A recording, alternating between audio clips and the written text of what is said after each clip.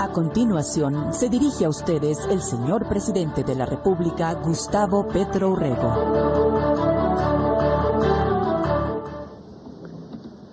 Bueno, Maverick, usted se graduó en el Colegio Liceo Hermano Miguel de la Salle de Bogotá, es lasallista igual que yo. Yo salí de la Salle de Zipaquirá, colegio público. Allí estudió antes, no se llamaba La Salle, Gabriel García Márquez. La educación lasallista, con todas sus derivaciones a través del tiempo, de los años, siempre ha conculcado un principio ético en los seres humanos que ha educado, que ojalá a través del curso de formación y de la vida que usted comienza como una carrera militar, su vocación, la de muchos niños y niñas que han soñado algún día, han querido serlo, soldados. En algunos se vuelve vocación, otros siguen otras rutas. Usted demuestra tener una vocación militar, ha sacado el primer puesto entre sus compañeros y compañeras, que debe servir al pueblo. Y en general a todo el curso que aquí inicia también su carrera. Ya más de 20 mujeres aquí presentes, que serán cada vez más y más, por la edad de ustedes, ya para mí jóvenes, muy jóvenes, tendrán dentro de unas décadas, muchos de ustedes, la responsabilidad de dirigir la Fuerza Pública de Colombia, sus fuerzas militares, su Ejército Nacional. Yo espero que para aquella época, en la que quizá ya ni siquiera yo esté, ustedes puedan dirigir este ejército, no solamente bajo los principios fundamentales de la Constitución, en una nación que sea muchísimo más poderosa que la que hoy tenemos, que pueda ser viva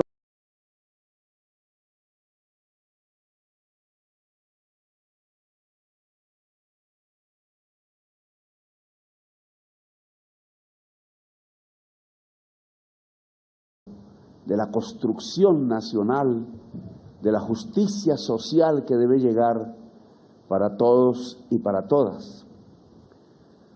Aquí, quizás en la última reunión que tuvimos pública, en alguna ceremonia, presentamos la política de bienestar social para la fuerza pública en general, para todas sus armas, todas sus labores. No lo hicimos como respuesta a eventos últimos, sino como la continuación de una promesa electoral que queremos cumplir. En esa campaña frente al pueblo dijimos que si éramos gobierno, la política fundamental de la seguridad pasaba por la dignificación de la persona que decide por su propia voluntad y vocación seguir la carrera de las armas. Dijimos que eso era fundamental precisamente porque el manejar armas, que es manejar un poder que en el fondo significa el poder sobre la vida humana, que no tiene cualquier persona en general, esa responsabilidad de manejar las armas que pueden matar indudablemente y que esa es su función, implica una enorme corrección del espíritu, una enorme construcción del espíritu humano dentro de cada ser, porque el manejo de esas armas lleva a una responsabilidad y a una obligación con el pueblo el más humilde. Esas armas, decía Bolívar, fundador del ejército de Colombia, no pueden voltearse contra el pueblo, jamás.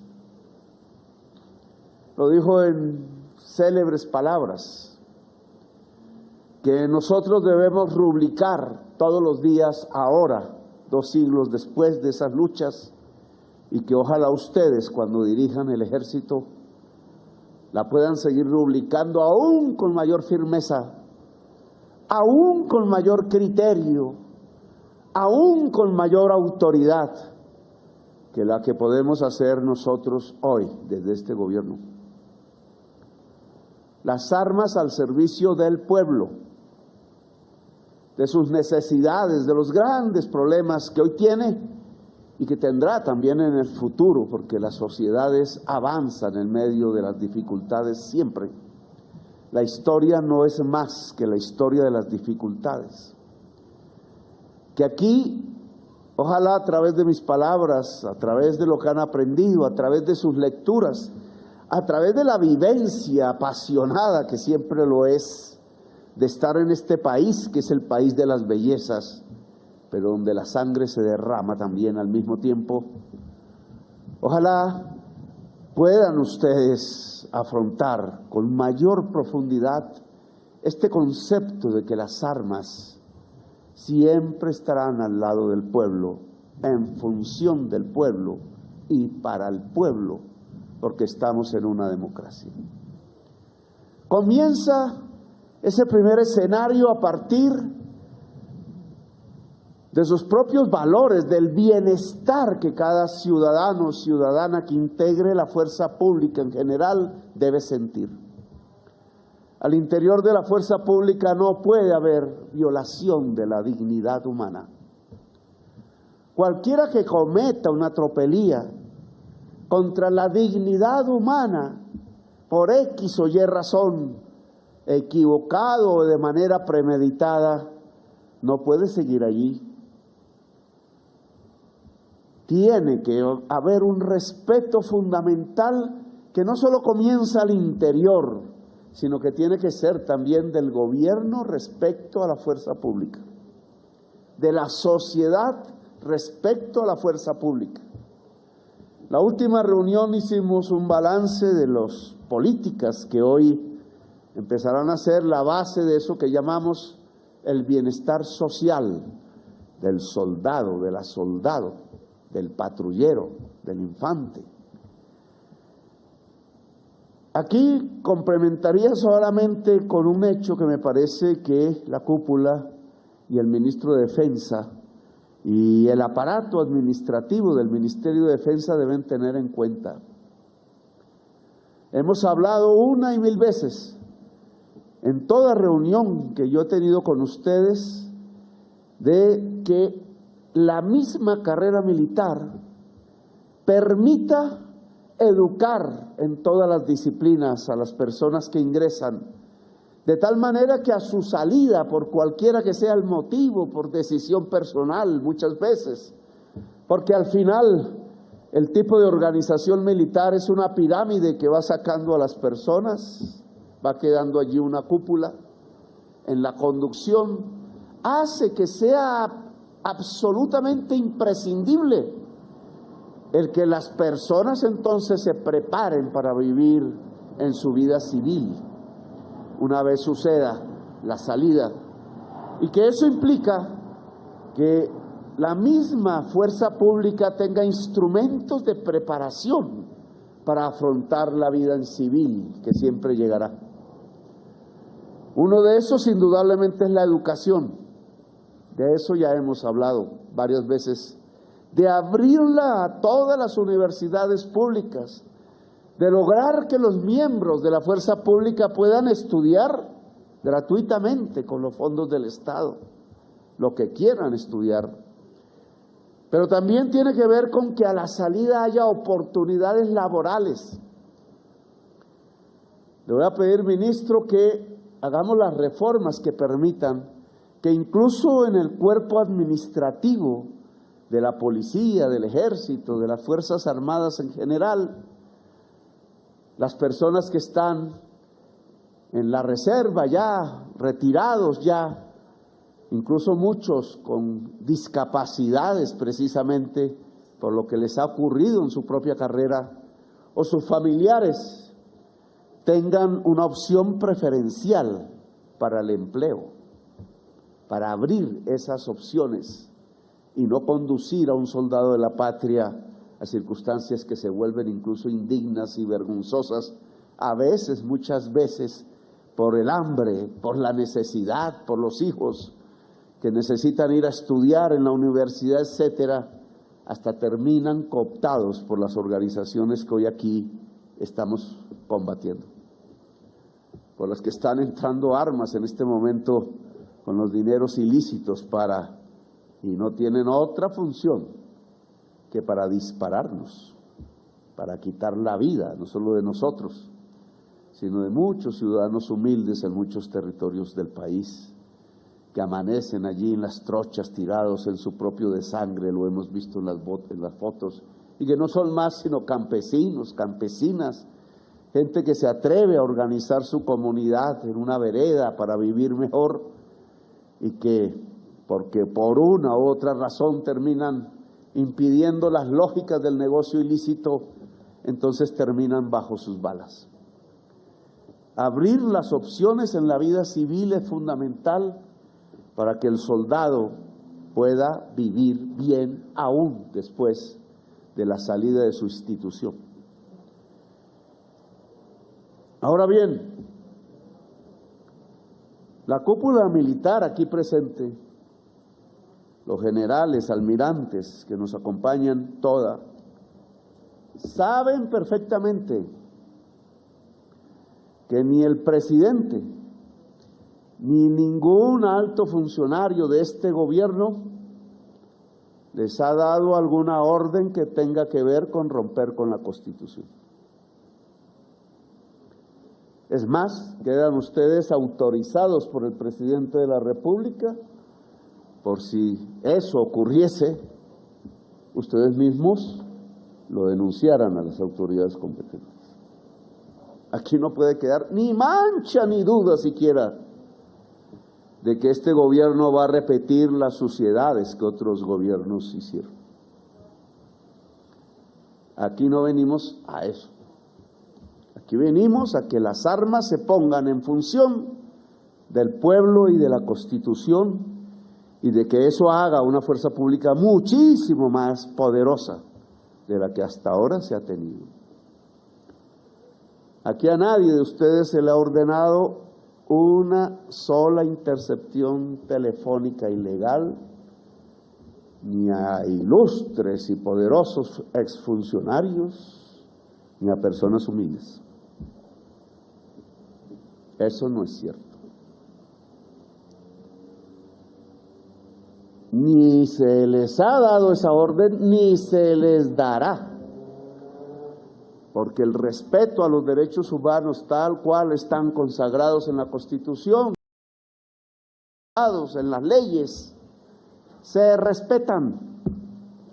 La base de la democracia es el respeto a los derechos humanos de cualquiera ciudadano o ciudadana, piense lo que piense y viva como viva.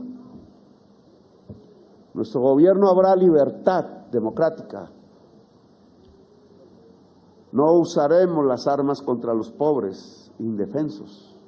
Nos han criticado por ello, incluso porque quisieran que fuéramos nosotros actores de la masacre, y no lo vamos a hacer. Incluso el triunfo, incluso desde el punto de vista militar, depende fundamentalmente de ese gran principio ético. Aquí está el ejército del pueblo y el ejército de la Constitución. Y así tenemos que abanderarnos, porque esa es la bandera del triunfo incluso militar, si es que en Colombia no pudiéramos llegar a lo que estamos buscando a como dé lugar, los caminos de la paz. Porque acortar la muerte siempre será bueno. Disminuir la muerte en este país siempre será un camino. Siempre prevaleceremos en ese empeño. El decreto, la mesa en la cárcel de Itagüí, creo que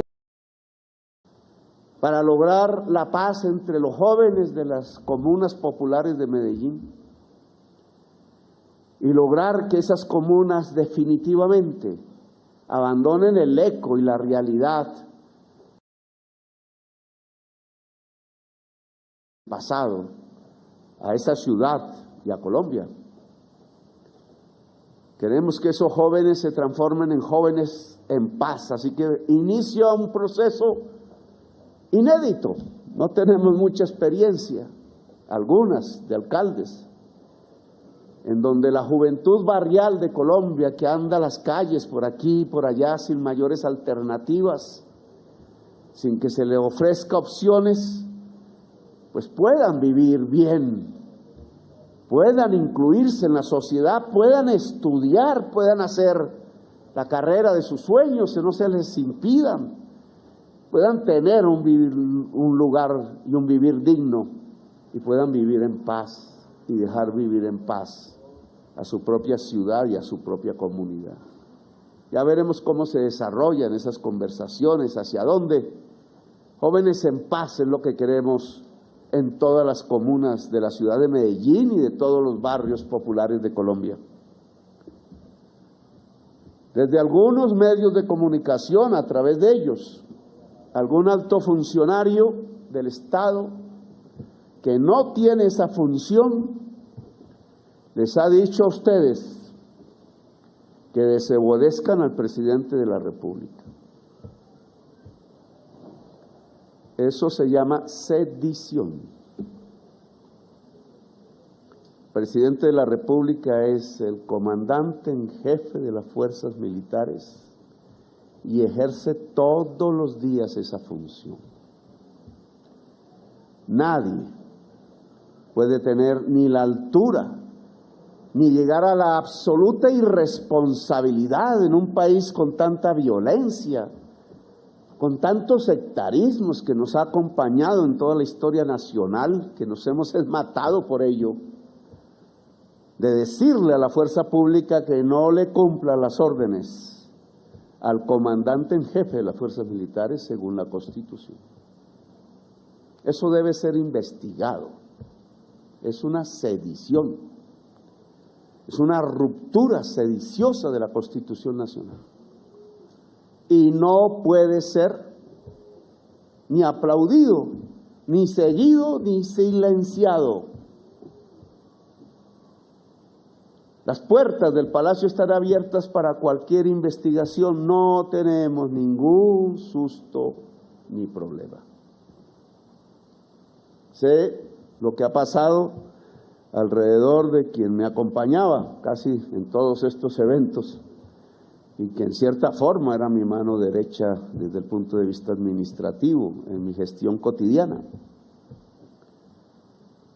No han parado ni siquiera a pensar qué podría pensar una joven mujer recién parida, dicen en mi tierra, con su primer niño en su primera experiencia maternal, cuando le sucede un hecho en su vida doméstica que la hace sentir en la zozobra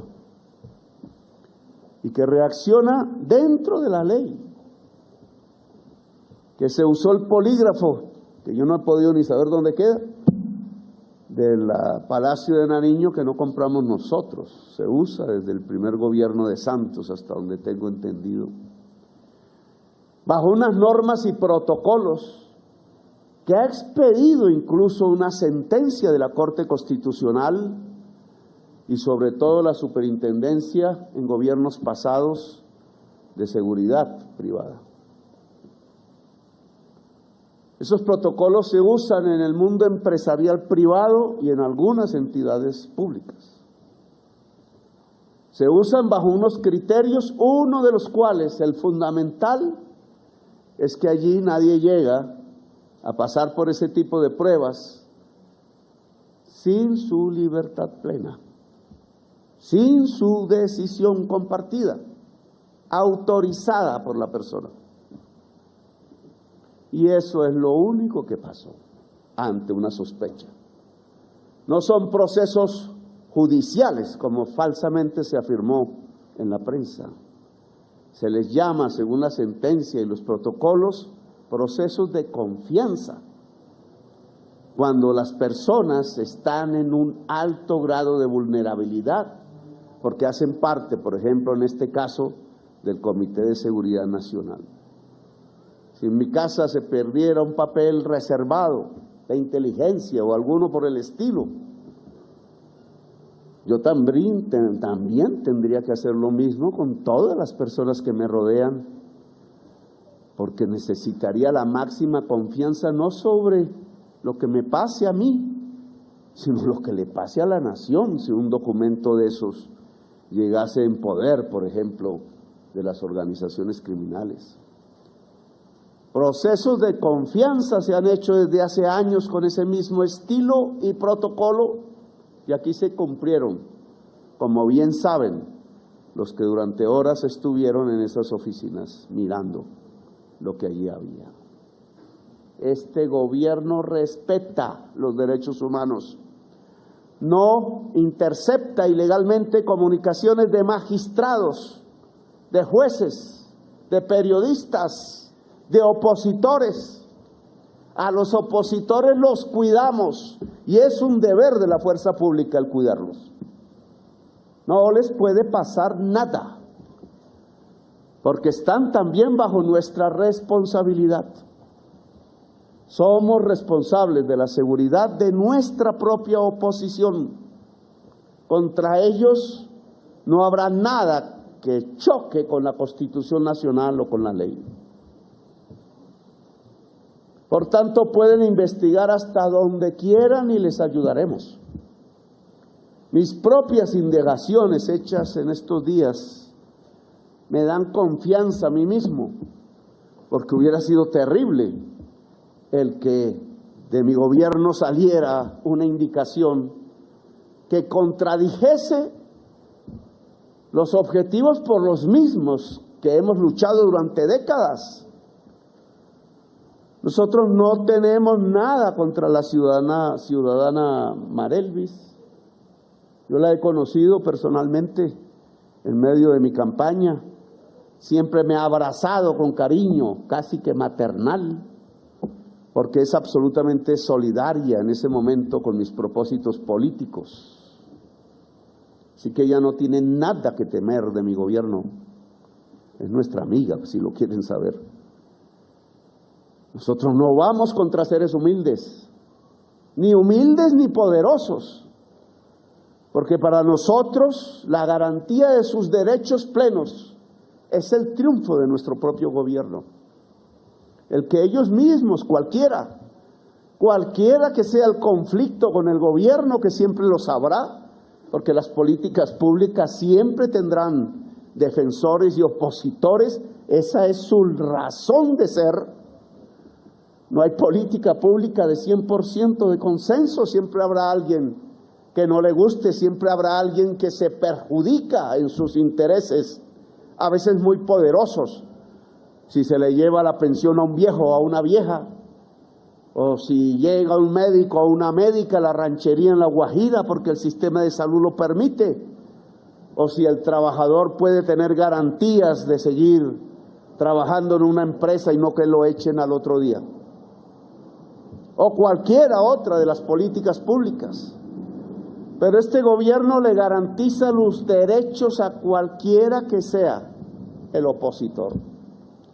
No verán opositores chuzados ilegalmente por este gobierno. Nosotros no hacemos eso. Así que el funcionario que nos está sindicando de eso, que investigue bien, con la misma premura que tiene para investigar al otro día los polígrafos del gobierno, con la misma premura que tiene para ver cómo captura un paparazzi que le sacó un video a una periodista y que nada tiene que ver con nosotros. Con esa misma premura debería haber allanado las casas de los asesinos del Clan del Golfo, cuyas direcciones tenía en su poder. Sus nombres propios tenían su poder. Aún hoy no llega el informe de las investigaciones que se han hecho sobre los asesinatos sistemáticos de líderes sociales y de ciudadanos del común en las ciudades de la costa caribe y en todo el país. Yo tengo la autorización de la Constitución de Colombia en sus artículos de manera explícita para solicitar esos informes, y no llegan. Llegan primero los allanamientos. El presidente de Colombia quiere y solicita, y lo ha hecho de manera escrita y formal y pública, los informes que indican de qué manera se ha procedido contra la impunidad en Colombia, en crímenes que son crímenes contra la humanidad, porque son crímenes de lesa humanidad al haberse propiciado de manera sistemática contra la vida de centenares y miles de colombianos. Sigo esperando el informe. Pueden investigarnos hasta el último centímetro de nuestros sentimientos, pero entrégueme el informe sobre lo que se ha hecho contra la impunidad, porque ese informe debe ser discutido,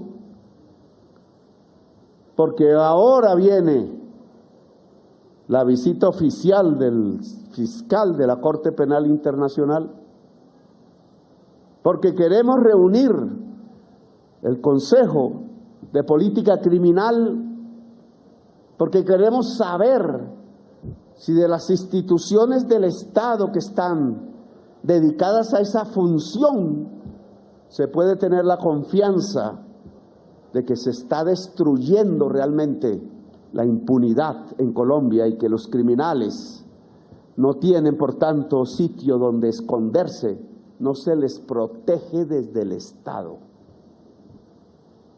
El Estado no está para proteger criminales.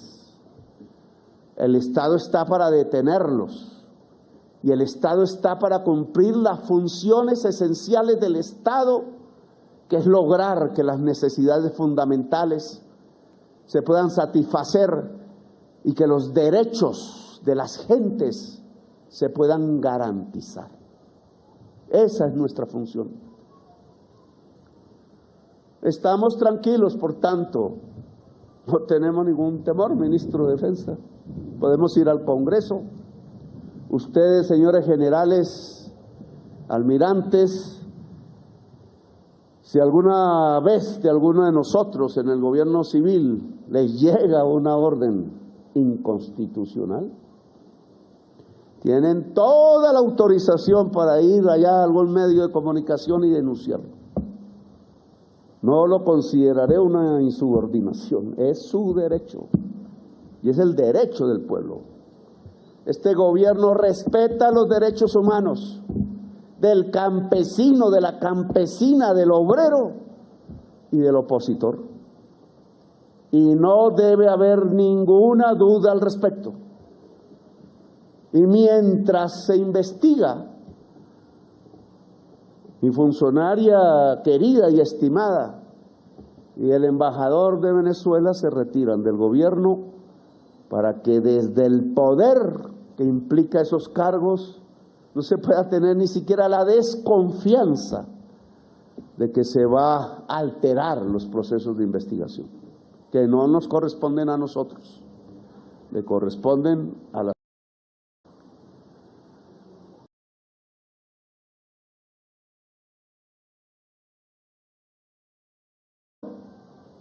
Las noticias que llegan desde el punto de vista económico que tantos nubarrones tenía alumbrando, más bien penumbrando el horizonte, se han tornado poco a poco, sin caer en falsos optimismos, en positivas. Hemos logrado frenar buena parte del déficit e incluso en estos meses hemos ganado un superávit fiscal cuando el Estado estaba a punto de quebrar en sus finanzas públicas por un mal manejo de ellas. Hemos logrado detener el crecimiento de los precios que alumbraba una gran espiral inflacionaria e incluso en el caso de los alimentos que son tan sensibles, sobre todo para el hogar más humilde, hemos podido que se reduzcan los precios mínimamente, que ya no crezcan y esperamos que esta tendencia continúe. Hemos logrado desde las últimas estadísticas que el empleo suba, 745,000 nuevos puestos laborales respecto al año anterior según el DANE, y fundamentalmente en donde nosotros queremos desarrollar el país, turismo y agricultura, los campos cultivándose de nuevo en Colombia. Ojalá esta tendencia continúe, no puede uno asegurarlo porque siempre en economía las tormentas pueden sobrevenir. Hemos logrado detener la caída del peso colombiano, su desplome, casi que está al mismo nivel del día en que recibimos el gobierno del anterior gobierno. Ha caído la pobreza multidimensional, que es más responsabilidad de los alcaldes que de los gobiernos nacionales, pero indudablemente esta es una buena noticia, porque al final el objetivo de la política económica no es más sino que haya más puestos de trabajo y que se acabe la pobreza en el país y la desigualdad social. Hasta ahora las cifras son positivas, lo cual nos permite una tranquilidad momentánea, porque en economía siempre es momentáneo. Y entonces, desde la perspectiva de la política hoy económica y social, que aguanta, que resiste y que va hacia arriba, y desde la perspectiva y la confianza que la sociedad colombiana debe tener de un gobierno que jamás la irrespetará, primero nos vamos nosotros que hacer eso, que jamás quebrará la Constitución y la ley, que le enseñará a su fuerza pública a ir con nosotros en ese camino de fortalecimiento de una democracia y de la justicia social. Entonces ahora abrimos los caminos de la paz. Con dificultades indudablemente, jóvenes. La paz no es fácil, como no es fácil la guerra. Ustedes lo saben mejor que yo. No es fácil. el frío, la montaña, la trocha, el peligro, el miedo que todos sentimos. Pero la paz es más difícil que la guerra. Lograr que Colombia no se mate entre sí.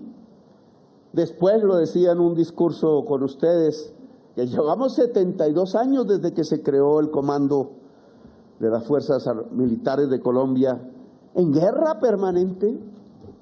Ningún año de paz hemos vivido desde ese entonces. Pues ¿cómo no será de difícil terminar ese proceso fratricida y comenzar ojalá una era de paz? No es fácil. Avanzaremos un paso, retrocederemos dos. Lo que nos parecía sin dificultad se nos volverá dificultoso. Tendremos que rehacer políticas públicas cuando éstas no funcionan. Pero la directriz está dada desde la política de seguridad para Colombia, seguridad humana que hemos llamado. El enemigo es la economía ilícita. Llámese oro, llámese extorsión, llámese cocaína y otras drogas que ahora aparecen. Y ese es el enemigo fundamental, porque de ahí es que se están comprando las armas con las que se matan a los colombianos, con las que se intenta subyugar al Estado y a la sociedad a partir del terror. Que no vamos a dejar hacer elecciones, dicen por ahí algunas voces.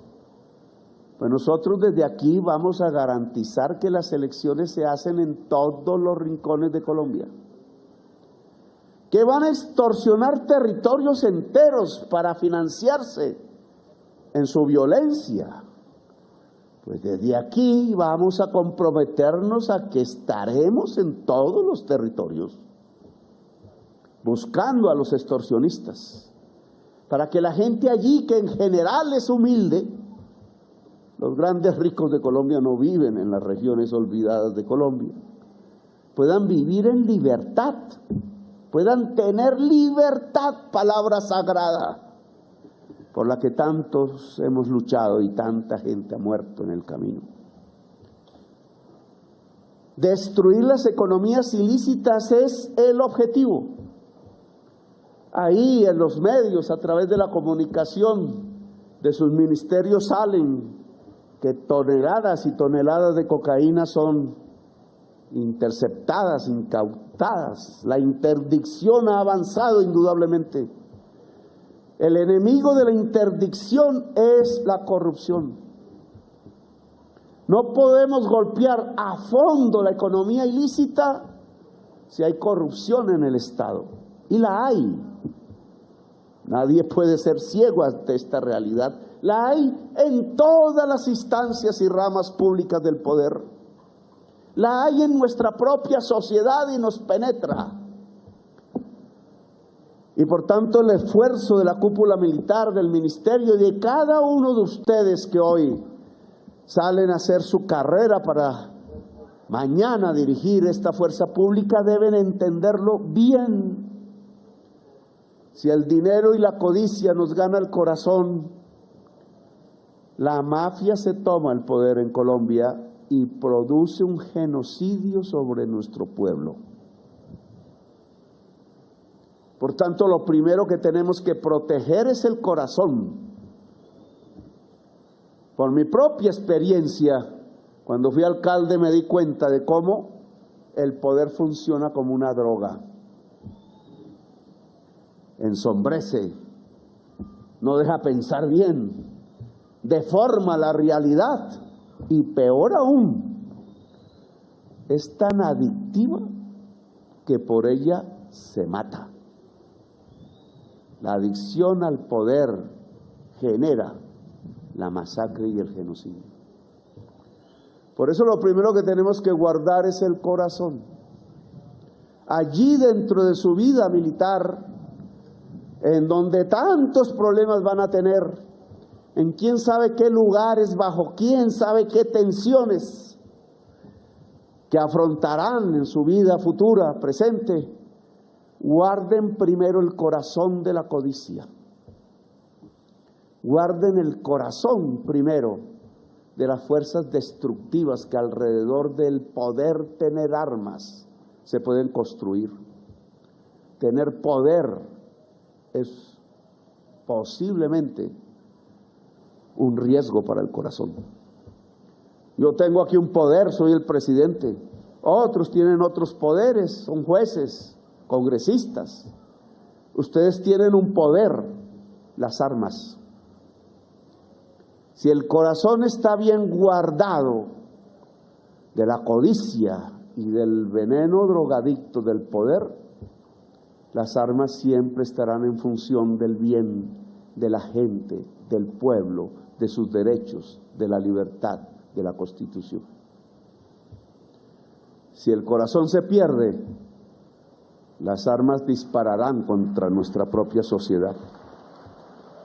Se van a cumplir 100 años de José Estacio Rivera y La Vorágine.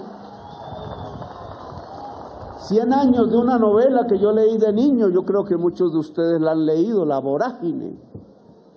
Una época anterior, allá en el siglo XX, donde mataban a los indígenas para cultivar el caucho en la selva amazónica.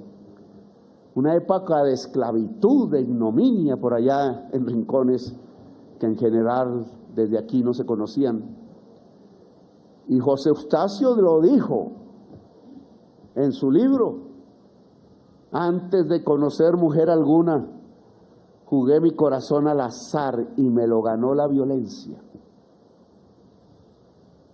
El corazón de Colombia en estas décadas que han pasado, en un país tan bello que ustedes saben que lo es, el país de la belleza, le digo yo, nos jugamos muchísimos el corazón antes de conocer mujer alguna y nos lo ganó la violencia. Colombia no puede jugarse su corazón y que se lo gane la violencia. Guarden ustedes, muchachos y muchachas, jóvenes, militares, que saben la responsabilidad que ya van teniendo en sus manos, hacia adelante cada vez será mayor. Cada día será mayor. Guarden el corazón de la codicia y de los poderes adictos.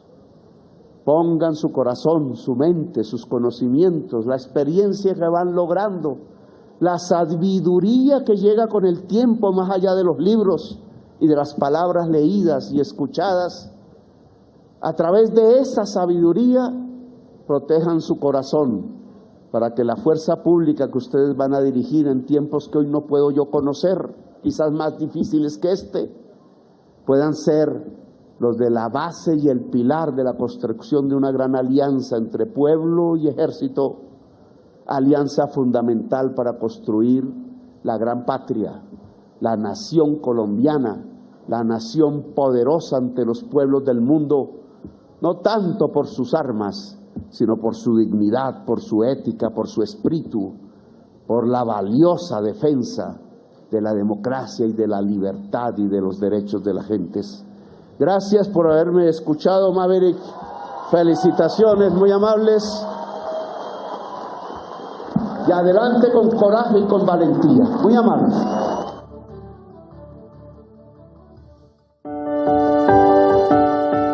La anterior fue la locución del señor presidente de la República, Gustavo Petro Urrego.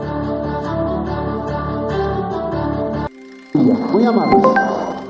Y así hemos llegado al final. Gracias por ser parte de esta transmisión en vivo. Si te perdiste algo, no te preocupes. Puedes volver a ver la grabación en nuestro canal en YouTube, 90 Segundos Noticias. Trabajamos incansablemente para mantenerlos bien informados sobre todo lo que está sucediendo en Colombia. Proporcionamos información precisa y objetiva. Agradecemos mucho tu presencia en este espacio. Gracias por elegirnos como fuente de noticias. Es un honor para todo nuestro equipo. Porque siempre hay algo interesante y relevante que compartir. En cada momento del día, siempre encontrarás contenido nuevo. Nos vemos en una próxima transmisión. Gracias. Gracias.